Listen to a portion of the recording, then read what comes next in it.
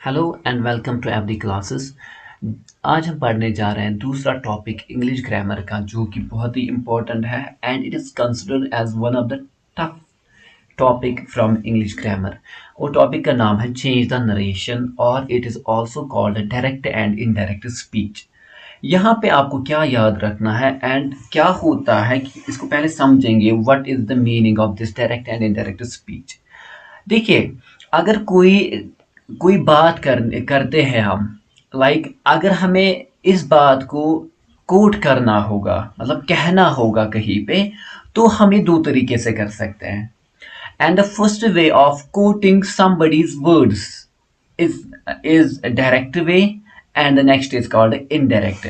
Direct में क्या होता है, हमारे पास हमें क्या होगा, वी विल बी, देखिए यहाँ पे डायरेक्ट में क्या होता है कि हम जो एक्चुअल वर्ड्स है, एक्चुअल वर्ड्स ऑफ स्पीकर, जो स्पीकर ने कहा होगा, जो उसने कहा होगा ना, उसके words, actual words are put in quotation marks. किस में? कोटेशन मार्क में हम उसको क्या करते हैं, पुट कर देते हैं।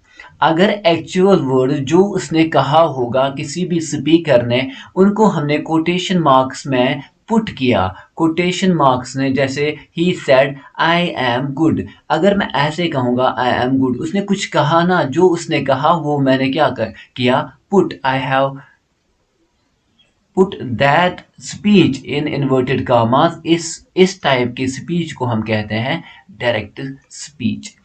ठीक है। इन इनडायरेक्ट में क्या होता है, if we are not using, अगर यही वर्ड जो इसने कहे थे, जो मैंने इन्वर्टेड कॉमास में अभी प्लेस किया, अगर ये मैं किसी और को कहूंगा, कोई और पर्सन किसी और के वर्ड्स को किसी को कहेगा, कोट करेगा, that very time it is called indirect and no inverted, no quotation, or we can say no quotation marks are used, no quotation marks are used, कोई quotation marks use नहीं होते हैं in case of indirect speech। and हम क्या करते हैं, we report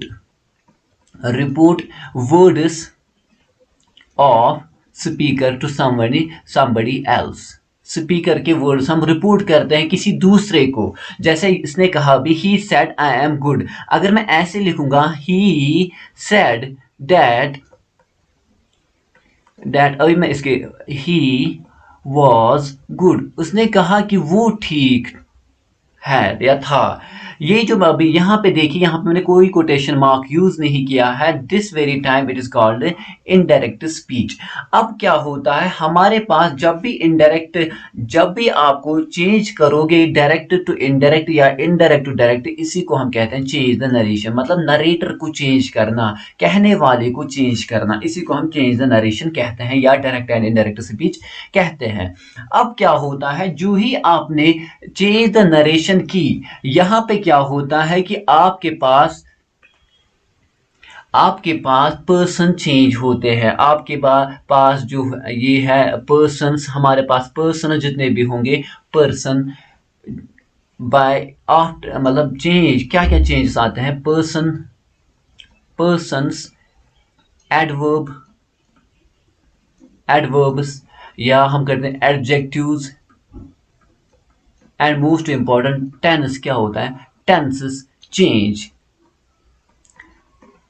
in direct and indirect conversion. जब हम इनको कन्वर्ट करेंगे, डायरेक्ट को इनडायरेक्ट में करेंगे, तब हम क्या कहते हैं, हमें ये क्या हो जाता है, पर्सन्स भी चेंज होते हैं, एडवर्ब्स भी चेंज होते हैं, एडजेक्टिव्स और टेंसेस भी उनमें चेंज हो जाते हैं। अब कौन सा कहाँ पे चेंज होगा, उसके लिए we have bunch of rules, we have lot of rules here in change the narration. लेकिन हम क्या करेंगे, we are going to divide this playlist into 3 parts. In first part we are going to discuss about 2 rules. In the second we are going to discuss about 2 more rules, and in third we are going to do the exercise जो हमें questions पूछे जाते हैं। And this is a topic for every student, it is important for every student if you are preparing for the any examination point of view, any JK SSB or any state exam, even it is for GATE students, it's for IAS students, it's for everyone, because we see whenever there is an English grammar in the syllabus of any competitive exam, we find this topic in particular is always there.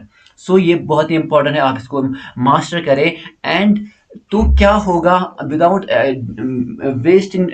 Waiting too much, हम क्या करेंगे, we are directly heading towards the rule number first. And the rule number first that we have is, देखो मैं यहाँ पे sum up कर रहा हूँ रूल उसको। And this rule, first rule, इसको मैं कहता हूँ, मैंने खुद से नाम रखा है person change rule. Person change rule.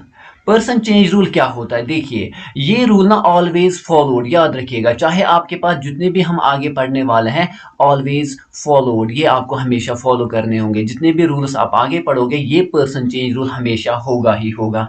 अब इसमें क्या होता है, देखिए पहले मैं आपको ये डायरेक्ट स्पीच एक दिखाता हूँ। यहाँ पे direct, D stands for direct and I D indirect में, इसको हम यहाँ पे एब्रिविएशन यूज करेंगे। देखिए डायरेक्ट में क्या होता है, indirect we have two parts. He said, suppose मैंने लिखा, एक एग्जाम्पल में लिख रहा हूं यहाँ पे, he said I am good, I am good, suppose ये एक एग्जाम्पल है। या मैं ऐसे डायरेक्ट और एक देख, he said to me, he said to me she is good, suppose this is an example and we have to change them।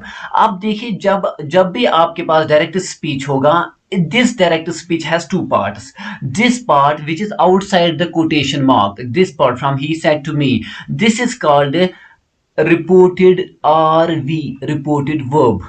This part which is outside the quotation mark is called a reported verb, and this part which is the speaker, which is the quotation, which are the words of a speaker, are called a reported speech। SRS stands for reported speech। this part को हम कहते हैं, this very part here is called a reported speech, and this in the front part is called a reported verb। अब reported verb में क्या होता है, देखिए subject ये जो है ही, यहाँ पे subject है, said to तो यहाँ पे verb है, and this is preposition, and this is called object। me यहाँ पे object है। अब देखिए जो ही reported speech यहाँ पे आएगा, आपको reported speech में क्या होता है, यहाँ पे ही changes आते हैं, इसमें आपको changes ज्यादा नहीं लानी होते।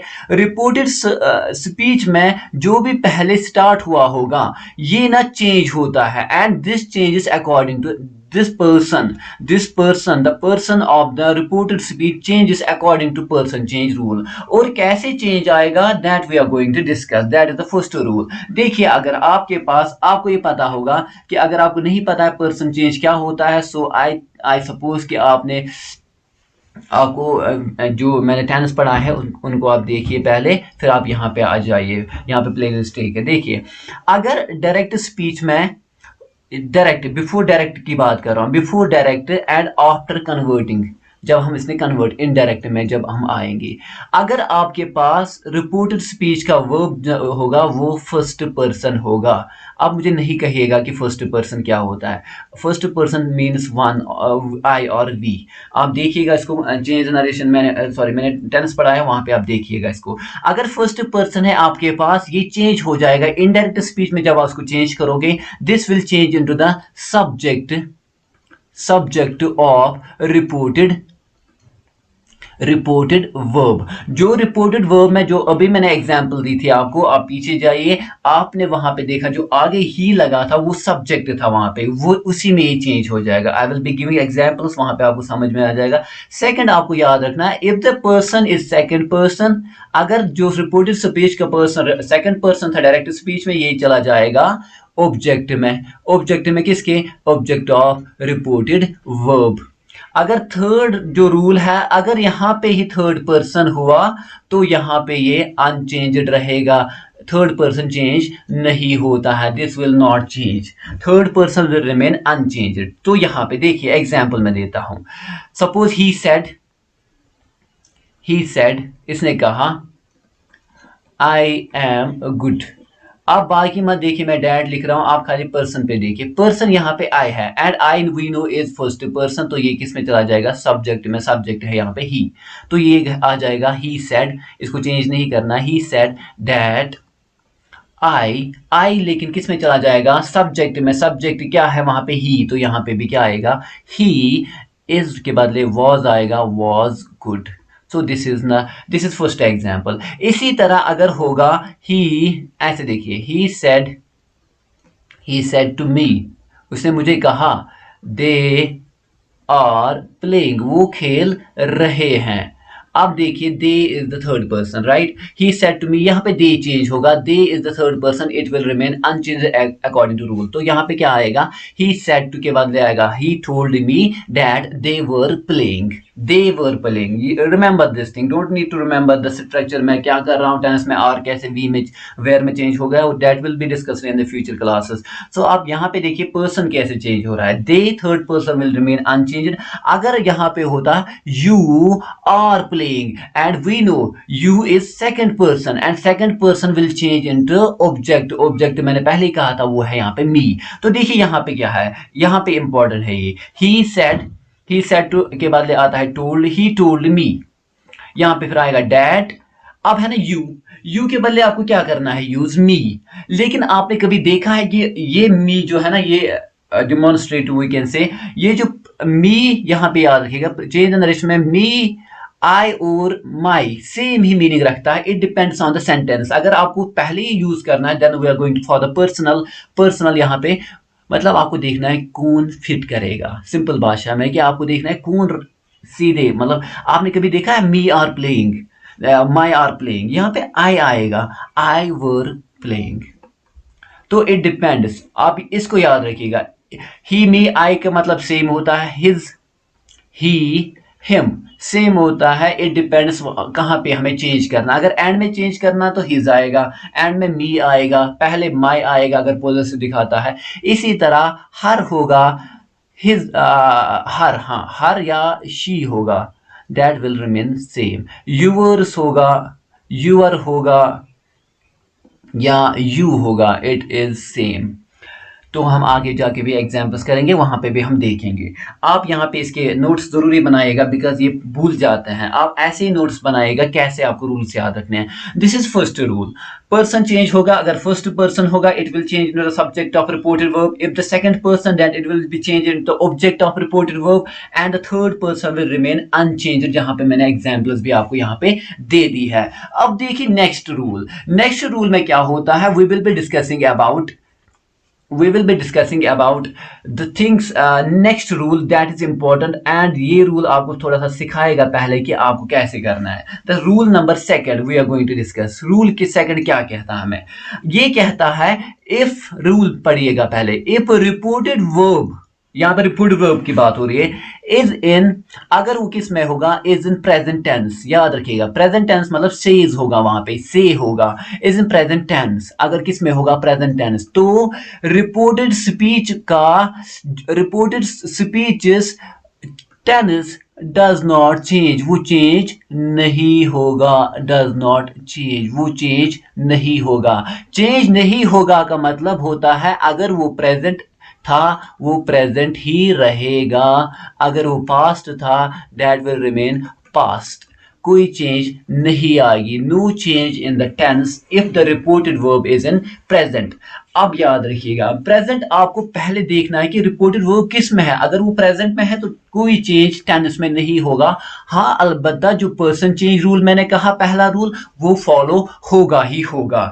सपोज देखिए, अब देखिए जो भी रूल में सेकंड रूल से यहाँ पे रिपोर्टेड वर्ब मैंने कहा कि प्रेजेंट में है, अब देखिए आपको चेंज करना है फ्रॉम डायरेक्ट इनटू इनडायरेक्ट, लेकिन याद रखिएगा हर एक में हम क्या पढ़ेंगे, हम चार टाइप्स के सेंटेंसेस पढ़ेंगे यहाँ पे हर एक रूल में। रूल नंबर 2 मैं कह रहा हूं आप पढ़ोगे चार टाइप्स के सेंटेंसेस को हम पढ़ेंगे यहाँ पे। तो कैसे आपको ये करना है, तो देखिए फर्स्ट टाइप ऑफ सेंटेंस में रूल नंबर 2 की बात कर रहा हूँ, यहाँ पे याद रखिएगा it is rule number second. Rule number second में फर्स्ट सेंटेंस जो होगा वो होगा, late me write it here, first sentence जो होगा असर्टिव, मैं इसको ग्रुप करता हूँ असर्टिव क्योंकि हमें अलग पढ़ने की जरूरत ही नहीं है। अगर असर्टिव होगा दूसरा, अगर इंटरोगेटिव होगा, क्वेश्चन मार्क होगा, तो क्या होगा, तो कैसे चेंजेस लाने हैं क्योंकि डिफरेंट पैटर्न होगा।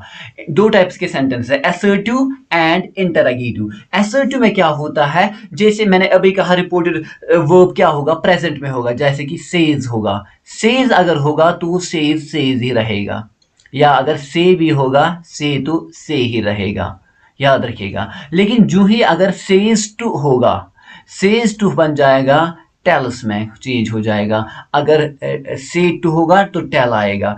इसी तरह आपको कंजक्शन यूज करना पड़ेगा। कंजक्शन यूज्ड जो होगा in case of assertive, assertive जो हमें कोई स्टेटमेंट देता है सेंटेंस, उसमें that conjunction will be used.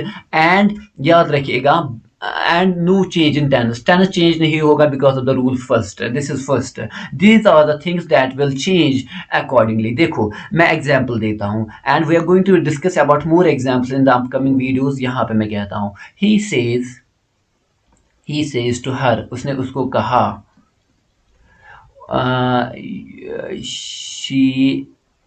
she is a good lady, वो अच्छी लेडी है। Suppose this is the question and this is the direct speech because inverted commas are here. देखिए ही सेज टू आया ना, पहले आप देखिए यहाँ पे फुल स्टॉप आया। जिस किसी भी सेंटेंस में फुल स्टॉप लास्ट में आता है दैट इज assertive sentences। तो पहली बात ये assertive है। एंड सेकंड बात यहाँ पे जो ये है प्रेजेंट, ये आया है प्रेजेंट टेंस में, इसका मतलब अगर ये इज है ना, ये इज ही रहेगा। अगर ये प्रेजेंट में है ये प्रेजेंट ही रहेगा। टेंस आपको चेंज नहीं करना है। तो यहाँ पे देखिए ही सेज को आ जाएगा ही टेल्स, क्योंकि सेज टू मैंने अभी कहा टेल्स में आएगा। और इसके बाद आपको ऑब्जेक्ट यूज करना, ही टेल्स मी, क्योंकि कंजक्शन भी यूज करना है तो यहाँ पे डेट आएगा। She, as I told you, person change याद रखिएगा हमेशा। She is third person, it means it will remain unchanged as per the rule first. तो यहाँ पे फिर से शी ही आएगा। और टेंस भी चेंज नहीं होना है तो यहाँ पे इज ही आएगा। यहाँ पे ए गुड लेडी, ये सारा वापस ही आएगा as it is. This is how you gonna use this rule. देखिए और एक एग्जांपल देता हूं मैं। She said, oh sorry, she says, उसने कहा, आई एम सिक, मैं सिक हूं, बीमार हूं। ठीक है, प्रेजेंट में है और असर्टिव है तो ही सेज, मैंने अभी कहा says will not change, says that, I है ना first person will change into subject. Subject क्या है यहाँ पे, शी है, तो यहाँ पे क्या आएगा, शी। देखिए एम आपको यूज करना, am stands for present. Am हो, इज हो या आर हो, ये सेम होता है। It depends on the subject, कौन सा सब्जेक्ट। यहाँ पे शी आया ना, शी के साथ एम नहीं आना है। शी एम सिक नहीं आएगा, शी इज सिक आएगा। शी इज, आपने टेंस चेंज नहीं किया। Remember, you are just changing this helping verb according to the subject used here, and the subject is she here, so you are not going to use am here, you are going to use is here। So this is how you can tackle the question which will be asked from this rule। अब देखिए ये था पहला part, this is the first part of rule second. In case of assertive तो आपको यहाँ पे ये यूज करना है। लेकिन याद रखिएगा यहाँ पे वन मोर थिंग जो आपको यहाँ पे है, that is interrogative. Interrogative is of two types, याद रखिएगा। इंटरोगेटिव सेंटेंस जो भी आपके पास होंगे वो टू टाइप्स के होंगे। एक होता है कि आपका जो क्वेश्चन है वो हेल्पिंग वर्ब से स्टार्ट होगा। हेल्पिंग वर्ब मतलब डू से स्टार्ट होगा, डिड से होगा, डज से होगा, does can be used, is, am, are होगा, हैव होगा। इनसे अगर क्वेश्चन स्टार्ट हुआ तो एक टाइप का सेंटेंस बनता है इंटरोगेटिव, उसको हम कहते हैं हेल्पिंग वर्ब क्वेश्चंस। नेक्स्ट जो है उनको हम कहते हैं WH question, WH word questions, WH word questions. और आपको याद रखना होगा in both cases we are going to use this separate thing। let me raise this thing first। देखिए आपके पास चाहे फर्स्ट मॉडल क्वेश्चन होगा तो आपको अलग से रूल फॉलो करना है।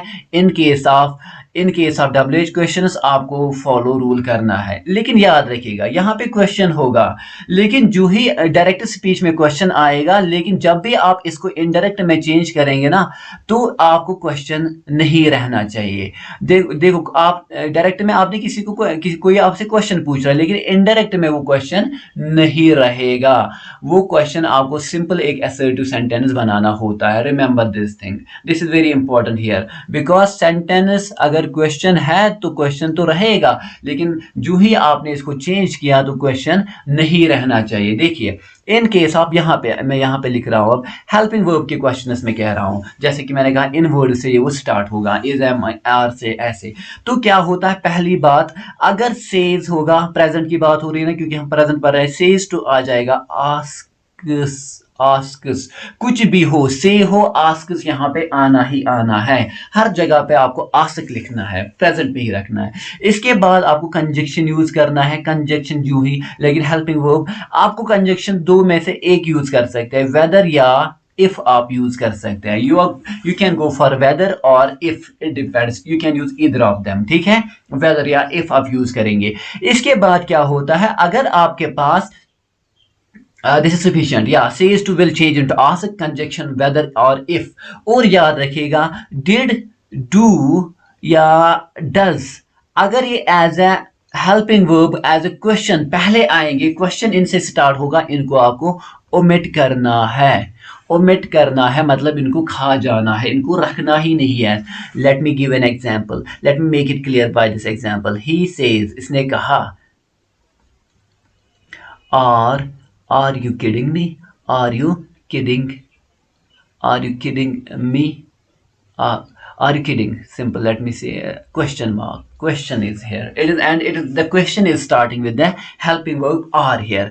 मैंने आपको पहले ही कहा कि पहले आप देखिए टेंस किस में है, यहाँ पे says है, प्रेजेंट में है, तो क्योंकि क्वेश्चन हो रहा है तो आएगा he asks। ही आस्क्स, जहां पे कंजक्शन वेदर या इफ लगाना है, यहां पे डैट नहीं आएगा। Remember, if he asks if या ही आस्क्स वेदर, इफ। अब देखिए यहां पे पहले मैंने अभी कहा आपको कि ये अभी क्वेश्चन है, यहां पे हेल्पिंग वर्ब है, फिर यहाँ पे सब्जेक्ट है, फिर यहाँ पे इंग फॉर्म है। ये क्वेश्चन है, ये है पास्ट प्रेजेंट कंटिन्यूस। आपको इसको अब क्वेश्चन नहीं रखना है, इसको आपको क्या बनाना है, सिंपल एक असर्टिव सेंटेंस बनाना है। कैसे वो बनेगा, आपको सब्जेक्ट पहले लाना होगा, फिर आपको हेल्पिंग वर्ब लाना होगा, फिर आपको इंग फॉर्म लानी होगी। This is the assertive form of the same structure, क्योंकि टेंस आपको चेंज नहीं करना है। अब देखिए आर पहले यूज नहीं होगा, पहले सब्जेक्ट आएगा, सब्जेक्ट विल बी फर्स्ट।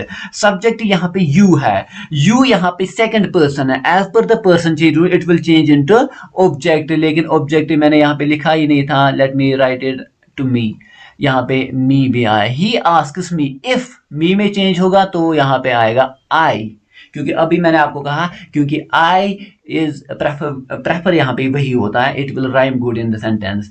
आई, अब आपको हेल्पिंग वर्ब लगानी है as per the structure. I am, I के साथ आर नहीं आएगा, आपको टेंस चेंज नहीं करना है, या रिमेंबर दिस। लेकिन आई के साथ आर नहीं आएगा, आई के साथ एम आएगा। I am if I, whether I am kidding, if I am kidding, this is how you gonna tackle the questions from helping verb। ये आपको याद रखना है, this is important।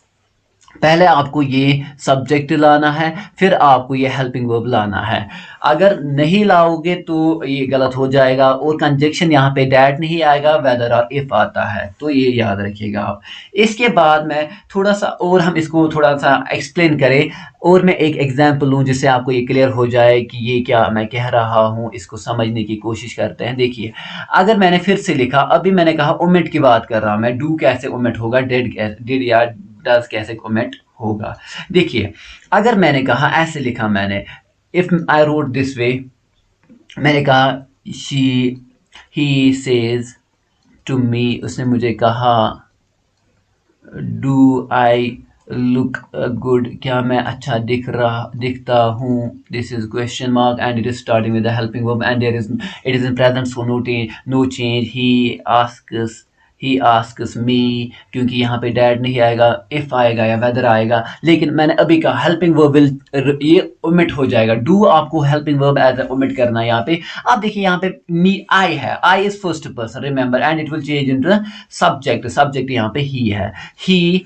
अब आपको टेंस भी चेंज नहीं करना है बेटा, यहाँ पे लुक है ना, लुक ही रहेगा, लेकिन it will depend on the subject. यहाँ पे है ना ही, यहाँ पे ही लुक नहीं आता, ही लुक्स आएगा, ही लुक्स गुड। बेसिकली देखो मैं क्यों ओमिट कर रहा हूँ डू को। अगर आपको पास्ट, ये पास्ट सिंपल यहाँ पे सॉरी प्रेजेंट सिंपल स्ट्रक्चर था। प्रेजेंट सिंपल का स्ट्रक्चर क्या होता है, सब्जेक्ट प्लस फर्स्ट फॉर्म, और एस कभी ऐड होता है। और अगर आप इसको नेगेटिव बनाओगे क्वेश्चन, तो डू आता है पहले, फिर सब्जेक्ट आता है, फिर आपको फर्स्ट फॉर्म लानी है। एज आई टोल्ड यू कि जब भी आपके पास क्वेश्चन होगा, वो क्वेश्चन नहीं रहना चाहिए, वो असर्टिव फॉर्म आना चाहिए। और असर्टिव फॉर्म में हम क्या देखते हैं, यहाँ पे ना ही डू है ना ही डज है, तो इसीलिए हम डू या डज को क्या करते हैं, ओमिट करते हैं, so that we can reduce this from interrogative into assertive form. This is important and always remember, जब भी यहाँ पे डू होगा तो इसको आपको रिलीज करना है, इसको आपको यहाँ पे ये मतलब इसको आपको ये ना मतलब इसको आपको लिखना ही नहीं है। This is how you can tackle the questions from this rule. ठीक है यहाँ तक। अब देखिए नेक्स्ट हम क्या पढ़ेंगे। नेक्स्ट इज WH, इसी का थर्ड पार्ट जो है WH रूल। आपको अगर ये याद हो जाएगा ना, फिर इसके बाद हमको टेंस पढ़ना है, बस वही रूल एक है। अगर अब मैंने इसको ना सम अप किया है एक ही रूल में सबको, तो ये आपको हेल्प करेगा अगर आपको ये समझ में अच्छे से आया होगा। देखिए now what we have is WH question. WH question आप कैसे पढ़ोगे, that's important here. WH question आप कैसे यहाँ पे करोगे, तो देखिए WH क्वेश्चंस कैसे होते हैं। WH क्वेश्चंस, पहली चीज आपको क्या पता होनी चाहिए। WH क्वेश्चन सर मुझे क्या होता है, डायरेक्ट में अगर क्वेश्चन हुआ, इनडायरेक्ट में क्वेश्चन नहीं आना चाहिए, फुल स्टॉप आना चाहिए। सर कैसे, अब कैसे मैं करूं। WH क्वेश्चन पहली बात, अगर फिर से सेज आएगा, सेज या कुछ भी आएगा, आस्क आपको लिखना है। आस्क से डिपेंड्स या सिंपली आस्क अगर आई होगा, आई आस्क क्वेश्चन पूछना है। इसके बाद कंजक्शन जो यहाँ पे होता है, रिमेंबर नो कंजक्शन, यहाँ पे आपको कंजक्शन यूज ही नहीं करना है कोई। In case of WH words we don't have any conjunction, remember this thing. In case of interrogative we had, in case of WH question, if the question is starting with a modal help me verb, then that very time we can use the conjunction that is whether or if। लेकिन in case of WH question हमें कोई use नहीं करना है। अब देखिए नहीं use करना है, इसके बाद आपको क्या याद रखना होगा, इसके बाद कंजक्शन नहीं यूज होगा। अब आपको ये याद रखना है कि क्वेश्चन पहले होगा, डायरेक्ट में क्वेश्चन होगा, इनडायरेक्ट में क्वेश्चन नहीं होगा। सो आप कैसे करोगे, देखो WH क्वेश्चन का मैं एक एग्जांपल देता हूं। व्हाट इज योर नेम, आपका नाम क्या है। अब रिमेंबर, क्योंकि आपको ये क्वेश्चन नहीं बनाना होगा, ये याद रखिएगा। अगर आपके पास सब्जेक्ट WH वर्ड होगा, फिर इसके बाद हेल्पिंग वर्ब होगा, फिर सब्जेक्ट होगा, तो दिस इज अ स्ट्रक्चर, फिर कुछ और होगा। This is a structure for question. WH word के बाद फौरन अगर आपके पास हेल्पिंग वर्ब आता है तो आपको ये क्वेश्चन बन जाएगा। This is the structure of WH question. लेकिन अगर आपके पास ऐसा होगा, WH वर्ड आएगा लेकिन उसके बाद आपको फौरन ही सब्जेक्ट आएगा, फिर उसके बाद हेल्पिंग वर्ब आएगा, फिर रेस्ट ऑफ द सेंटेंस आएगा। Remember this is not the structure for the question, this is question, this is question, this is simple interrogative. यहाँ पे यही आपको असल में करना है। जब आपको WH वर्ड के बाद हेल्पिंग वर्ब आएगा, क्योंकि हमें पता है इनडायरेक्ट में आपको क्वेश्चन नहीं रखना है, so after WH word you are going to use subject, subject will be followed. यहाँ पे इज है ना, इज नहीं लगाना, यहाँ पे सब्जेक्ट यूर है, पहले ये आएगा। यहाँ पे your will change according to the subject, according to the reported verb, वो हम बाद में देखेंगे। लेकिन आपको याद रखना है WH वर्ड के बाद अगर आपके पास इज आता है, हेल्पिंग वर्ब आता है, ये क्वेश्चन है। अगर इसके बाद WH के बाद सब्जेक्ट आता है, it will not remain question. So this is the structure how we're going to tackle the question based on this. Now remember, this is one more important thing. Now let me take some examples, few examples, and we're going to do the more examples in the upcoming videos. Remember here, he said, इसी पे मैं बनाऊंगा। he said to me, इसने मुझे कहा। what is your name, याद रखिएगा हम क्या पढ़ रहे हैं, टेंस सॉरी यहाँ पे सेज आएगा, टेंस यहाँ पे चेंज नहीं हो रहा है, क्योंकि हर एक एग्जांपल में यहाँ पे प्रेजेंट में लिख रहा हूँ, तो यहाँ पे आपको टेंस इज है तो इज ही रहेगा, लेकिन it depends on the subject. अब देखिए क्योंकि इसको मैं चेंज करना है, तो ही, क्योंकि ये क्वेश्चन है, ही आस्क्स मी। WH ना ही डैट आएगा, ना ही वेदर आएगा, ना ही इफ आएगा, डायरेक्टली WH ही आएगा। वट, लेकिन याद रखिएगा यहाँ पे इज नहीं आएगा, क्योंकि मैंने आपको कहा ये क्वेश्चन नहीं रखना। अब क्या है, your, your is the second, it is the second person, it will change into the object, object is here me. And if you remember I told you me, my and I is same. Now it depends on the structure. देखिए what is your name, आप कैसे answer इसका देते हो, my name is, right? So we are going to use my here. What my name, फिर आपको helping verb use करना है, क्योंकि टेंस चेंज नहीं होगा। My name is,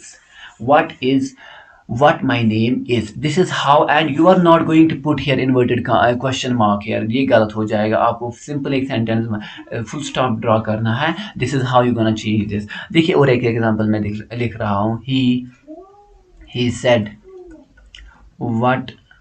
where do you where do where do you live, question mark. He said to me यहाँ पे आएगा, हाँ। He said to me why do you live. और यहाँ पे डब्ल्यू एच में भी क्या होता है, डू हो, डज हो, कुछ भी हो, अगर ये हेल्पिंग वर्ब है तो ये ओमिट हो जाएगा। In case of questions everywhere do और डज या डिड क्या हो जाता है, ओमिट होता है। देखिए, he said to me, he said नहीं आएगा, यहाँ पे मैं सेज लिख रहा हूँ ना, क्योंकि हम प्रेजेंट की बात कर रहे हैं। ही आस्क्स मी, क्योंकि डब्ल्यू एच कोई कंजक्शन, वायर, अब यहाँ पे डू है ना, ये ओमिट हो जाएगा, इसको लिखना ही नहीं है, हो गया डिलीट। अब यहाँ पे क्या है, you is second person, it will change into object, वहां पे है मी के बदले आएगा I. He asks me where I live, do यहाँ पे ओमिट हो जाएगा। This is a simple structure, this is how you gonna use this. I am going to, देखिए एक और इंटरेस्टिंग एग्जांपल मैं देता हूँ आपको यहाँ पे, वो आप याद रखिएगा कैसे आपको करना है। देखिए एग्जांपल क्या है, देखिए मैं यहाँ पे ऐसे ही डब्ल्यू एच क्वेश्चन में लिख रहा हूँ। ही सेज, इसने कहा, ही सेज टू मी, इसने मुझे कहा, वट, देखिए what do you do, what do you do, क्या करते हो, वट डू यू डू, हाँ। देखिए ही सेज तो प्रेजेंट में है तो आस्क्स आएगा क्योंकि क्वेश्चन है, ये आस्क्स मी, कोई कंजक्शन नहीं आएगा क्योंकि क्वेश्चन डब्ल्यू से स्टार्ट हुआ है, वट। देखिए यहाँ पे ये जो है ना डू, ये यहाँ पे हेल्पिंग वर्ब है तो ये ओमिट हो जाएगा एज पर द रूल। अब क्या है, इसके बाद सब्जेक्ट है मी, यू किस में हो जाएगा चेंज, मी, तो व्हाट मी डू नहीं आएगा, व्हाट आई, या व्हाट माई डू नहीं आएगा, व्हाट आई। ये जो डू है ना, दूसरा डू, ये सब्जेक्ट के बाद आया है, it is not a helping, it is helping verb but it is not the helping verb which is starting the question. ये यहाँ पे स्टार्ट कर रहा था क्वेश्चन को, जो क्वेश्चन, लेकिन ये मेन वर्ब है यहाँ पे इसका, तो डू ही रहेगा, व्हाट आई डू। एक डू यहाँ पे ऐसे ही रहेगा, this do has to be omitted, वही आपको ओमिट करना है। आई होप यहाँ पे आपको फर्स्ट रूल आपको ये समझ में आया होगा। First rule is clear. आपने, अगर आपको ये समझ में आया ना, वन, आपको फिर कुछ नहीं पढ़ना है, बस फर्स्ट पर्सन चेंज आपको क्या होगा, अब हम पढ़ेंगे इज हो जाएगा वाज में चेंज, जो हम आगे जाके next part two is coming soon. Thank you so much for watching and subscribe my channel.